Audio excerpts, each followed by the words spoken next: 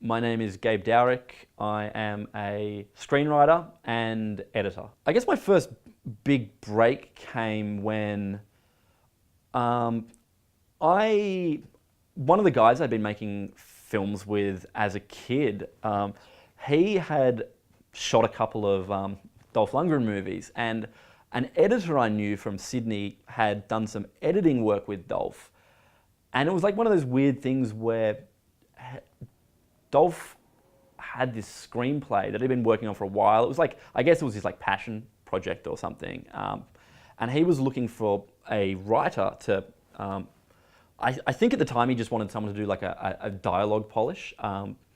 And both these two people that I knew, Kate, who was an editor, and Mark, who was a DOP, who shot Command Performance and Icarus, said, hey, you should chat to this guy, Gabe. They'd read a bunch of my stuff, liked it. And Dolph, like, to his credit, I mean, I have no idea why he was like, yeah, sure, let's do that. I think he read some stuff, he kind of liked it, and he said, oh, let's hear what this guy's pitch for a rewrite or would be. And he sent me over the script that he had. I read it, sort of sent him back my take in terms of like what I would propose to change, or add to it, and he liked that and said, "All right, cool, man. Let's do this.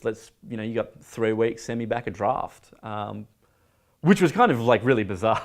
Like why he over in LA or Spain or wherever he was at the time was like, yeah, let's give this Australian guy a crack at this. Power to him. Like.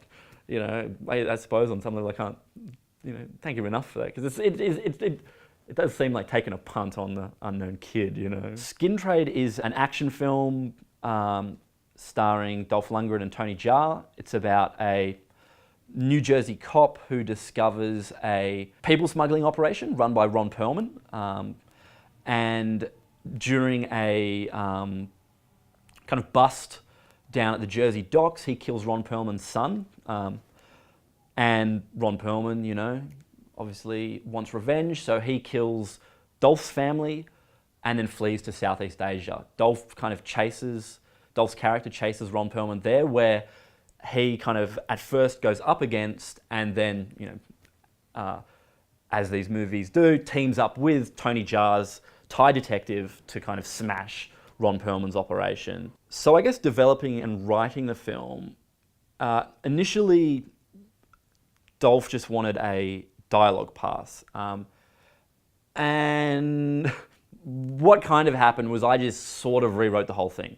Kept a lot of a bunch of his story beats and characters and things he was trying to do, but just sort of thought, well, I guess kind of fuck it. Like I could do a light pass and just change a couple of lines of dialogue here and there, but well, I kind of couldn't help myself. And I thought, well, he could either be kind of pissed off about this or be like, yeah, like what he did was good. So, I just sort of started thinking about like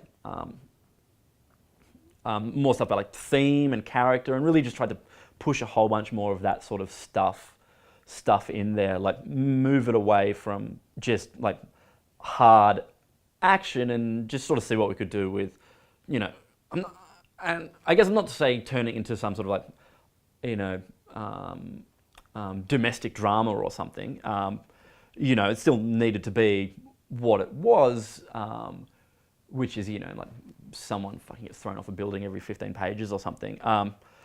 But see if we couldn't, just infuse it with some elements that felt interesting, and I sent him that draft, and he responded really well to it. I think he was pretty pleased. Obviously, he had a whole bunch of like notes, but he liked the direction I was pushing it in. It was sort of just stuff like originally. The script, the villains, who in the finished film is like Ron Perlman, was just sort of a disparate bunch of goons, and I was like, well, why don't we make it like all family members? And then so when Dolph kills, like, I mean, it's a standard DTV trope, like killing family and revenge, but I thought it was interesting if Dolph kills Ron Perlman's family, and Ron Perlman kills Dolph's family, and then Dolph goes and kills the rest of Ron Perlman's family, and then, you know, at least that's kind of an interesting thing in terms of like never-ending revenge, and if these two guys had just never killed each other's sons or daughters to begin with, they would never had this problem. And yeah, I mean, he liked it, and that's then when he decided, oh, okay, like, I like what this guy's doing. He's pushed it a little further past just like a light dialogue pass. Let's keep working on it together, which was really cool. I guess the interesting thing about writing is that you go through so many drafts that, you know, like, Dolph and I probably wrote 3 entirely different versions of the film before we sort of ended up with the shooting draft, which isn't the film that you see either. I mean, those kind of changed significantly throughout production. What I would do is just kind of write like lots of scenes and sort of send them through to him, and then because he was the producer and I think at the time he was thinking of directing it, he would kind of decide what he wanted to use. So I'd send through a scene where it'd be like, oh, Dolph, I reckon it'd be a really cool idea if the villain, he's in this prison cell, and an idea I had was like thematically the movie should kind of be about like scars, like Dolph's character kind of gets like shot up and his face burnt, and you know, I was always like, he's probably going to end up looking like Jonah Hex or something, and you know, he's all fucked up and this crazy man out for revenge. This sort of ideas, he's like this Frankenstein's monster where he like just goes, you know, he becomes, you know, it's like a movie Dolph and I both really like is what's the Clint Eastwood movie? It's not High Plains Drifter. It's the one where they literally paint the town red at the end. And he's kind of this avenging angel, you know. Dolph and I sort of like that idea where it wasn't explicit that he was like had kind of died, but we just liked that idea anyway.